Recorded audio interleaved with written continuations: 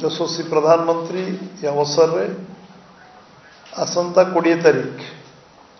ଜୁନ 20 ତାରିଖ ଓଡ଼ିଶାକୁ 11 ବର୍ଷ ପୂର୍ତ୍ତି ଏବଂ 1 ବର୍ଷ ଓଡ଼ିଶା ସରକାରଙ୍କର ପୁରା ହେବାର ଅବସରରେ ଭୁବନେଶ୍ୱର ଆସୁଛନ୍ତି ଏବଂ ଭୁବନେଶ୍ୱର ଉଦ୍ଘାଟନ ପହଞ୍ଚାଇବା ପାଇଁ ଯେଉଁ ସଂକଳ୍ପ ସେ ନେଇଛନ୍ତି ଆଜି ଚତୁର୍ଥ ଜାଗାରେ ପହଞ୍ଚି ଭାରତବର୍ଷ ଅର୍ଥନୀତିରେ ଆଜି ଭାରତବର୍ଷର ସାମଗ୍ରୀ ବିକାଶ କ୍ଷେତ୍ରରେ ସେ ରେଲୱେ କନେକ୍ଟିଭିଟି ହେଉ ଭାରତମାଳା ଯୋଜନା ହେଉ ରୋଡ୍ କନେକ୍ଟିଭିଟି ହେଉ ସବୁ କ୍ଷେତ୍ରରେ ଯେଉଁଭଳି ଭାବରେ ଦ୍ରୁତ ଅଗ୍ରଗତି ହେଉଛି ଆଉ ବିଶ୍ୱରେ ଆଜି ଭାରତ ଗୋଟେ ଅଗ୍ରଗଣ୍ୟ ରାଷ୍ଟ୍ରରେ ପରିଣତ ହେବାର ଯେଉଁ ପ୍ରକ୍ରିୟାରେ ଆଗକୁ ଯାଉଛି ସେଥିପାଇଁ ସେ ସମ୍ମାନିତ ହେବା ଉଚିତ। ସମ୍ବର୍ଦ୍ଧନା ତାଙ୍କୁ ଦିଆଯିବ, ସ୍ୱାଗତ କରାଯିବ।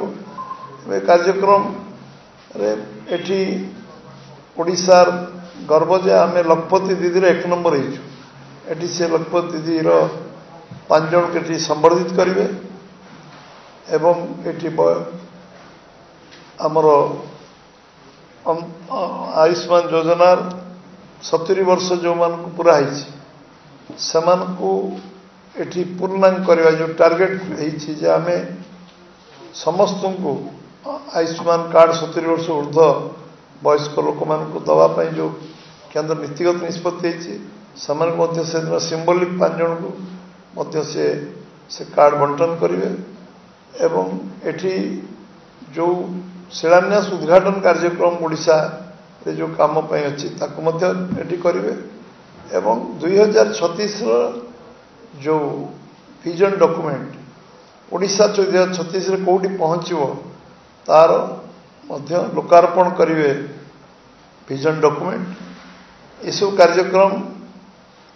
ଯେଉଁ ହେବ ସେଥିପାଇଁ ଆମ ତରଫରୁ ତାଙ୍କୁ ଏଠି ସ୍ୱାଗତ ସମ୍ବର୍ଦ୍ଧନା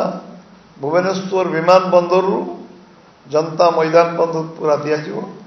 ଏବଂ ଏ ସ୍ୱାଗତ ସମ୍ବର୍ଦ୍ଧନାର ପ୍ରସ୍ତୁତି ପ୍ରାୟ ସରିଛି ଆମର ଏବଂ ସମସ୍ତେ ଅପେକ୍ଷା କରିଛନ୍ତି ତାଙ୍କୁ ସ୍ୱାଗତ କରିବା ପାଇଁ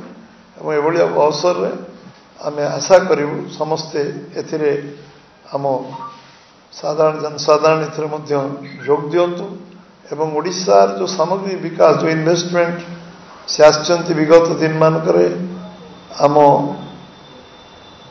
ପ୍ରବାସୀ ଭାରତୀୟ ଦିବସ ପାଇଁ ଏଠି ଡିଜି ସମ୍ମିଳନୀ ପାଇଁ ଆସିଛନ୍ତି। ଏଠି 3 ଦିନ ଐତିହାସିକ ଡିଜି ସମ୍ମିଳନୀ ହେଇଛି ଏବଂ ଉତ୍କର୍ଷ ଓଡ଼ିଶାରେ 17 ଲକ୍ଷ କୋଟି ଟଙ୍କାର ଯେଉଁ ଚୁକ୍ତି ସ୍ୱାକ୍ଷରିତ ହେଇଛି ଯେଉଁଥିରେ ଇନଭେଷ୍ଟମେଣ୍ଟ ପ୍ରକ୍ରିୟା ଗ୍ରାଉଣ୍ଡେଡ୍ ହେଲାଣି ଲକ୍ଷାଧିକ କୋଟି ଟଙ୍କାର ଗ୍ରାଉଣ୍ଡେଡ୍ ହେଲାଣି ଆମର ଇନଭେଷ୍ଟମେଣ୍ଟ। ସେଥିପାଇଁ ଓଡ଼ିଶା ସରକାର ଏବଂ 1 ବର୍ଷ ପୂର୍ତ୍ତିରେ ଆମେ ଲୋକଙ୍କ ପାଖକୁ ଯିବୁ କାରଣ ଲୋକଙ୍କ ଆଶୀର୍ବାଦ ଲୋକଙ୍କର शुभेच्छा सहयोग कारण जो सरकार आमको मिली कर अवसर मिली सेवा कर सुजोग मिली से निश्चित भाव में लोक पाखे पहुँचे एवं आम कौन करूँ 2036 तार डॉक्यूमेंट तो रेडी हम 1 वर्ष पूर्ति बर्तमान सबू ग्रामांचल पर्यंत ये सबू पंचायत रे मीटिंग सबू बड़ गाँव रे मीटिंग एवं लोक व्यक्तिगत भाव भेटा लोक सहित आलोचना करवा लोक फीडबैक नवा वर्षे भितर आम जहाँ जहाँ संकल्प पत्र कहीचु आम तो करने अग्राधिकार भितर करूँ एवं जो जो कार्य अच्छी परवर्ती कार्य केवे हम केमती करवा लोक फीडबैक नवा कौन आवश्यकता छाड़ी तो बहु कम नुआ कम भी संकल्प छाड़ी कराई तेणु ये बाबद विस्तृत भाव में लोक भेटा कार्यक्रम ये कार्यक्रम जारी रही प्रधानमंत्री जो आसवे निश्चित भाव में समस्त को पुणी गोटे नुआ उत्साह नुआ प्रेरणा नुआ उद्दीपना मिल एवं ओडिशार सामग्री विकास में ओडिशार जो अपेक्षा से रखुंट ओडिशा 1 नंबर राज्य हो ओडिशार सबू संभावना अच्छी ओडिशार आम पाखे सबू खनिज संपद जल संपद जंगल संपद अच्छी सबू संभावना भरपूर अच्छी ताको पूरा करने ये निश्चित भाव में आम प्रधानमंत्री को सब प्रकार स्वागत करूँ आपण माने जहाँ जहाँ विषय को आम से कार्यकारी करूँ ये विषय आपको अवगत करवा आपण को detail program minute to minute program आसवा पर ए विषय आम स्थिर कलु दल तरफ आपको अवगत करूँ आपको ए विषय आप नॉलेज रोन विषय आम जिते बारंबार सांबादिक भाई मान कहते प्रोग्राम आसला आम डिटेल आप कहूँ सेमती आम प्रोग्राम 20 तारीख एटा स्थिर होता है कहुई कि आम टाइम टेबुल 3:40 से ओह्लैबे एयरपोर्ट रे एवं संबर्धना स्वागत संबर्धना जनता मैदान में से मीटिंग आरंभ एवं से संध्या 6टा सुधा भुवनेश्वर एठू प्रत्यावर्तन करेंगे तेणु ये कार्यक्रम जो व्यापक आम स्वागत संबर्धना अन्य जो करूँ ए विषय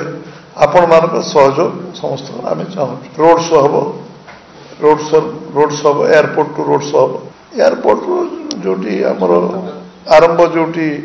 आमर एक स्टेचू अच्छी से स्टेचू पाक आरंभ तिरंगा यात्रा तिरंगा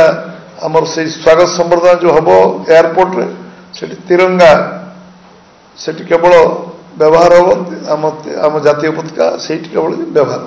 रास्ता सारा तिरंगा पताका किंतु से केवल तिरंगा पताका बीजेपी पताका अन्य पताका तो तापर तिरंगा पताका तो रास्ता रास्ता किंतु एयरपोर्ट रे संपूर्ण तिरंगा पताका रही